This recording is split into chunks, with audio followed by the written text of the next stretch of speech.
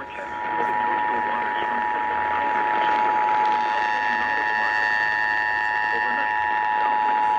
West Virginia, we have received this important announcement regarding an abducted child in Fairmont, Marion County. The Marion County Sheriff's Department and the West Virginia State Police are looking for Emalina Hinnerman, a white female, 3 years old, with brown hair and brown eyes.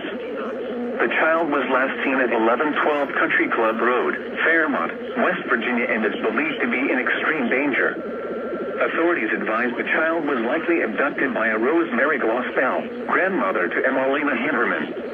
If you have any information on the whereabouts of Emalina Hinnerman, please contact Marion County Sheriff's Department at 304-367-5300 or the West Virginia State Police, your local 911 or SP on cell phone.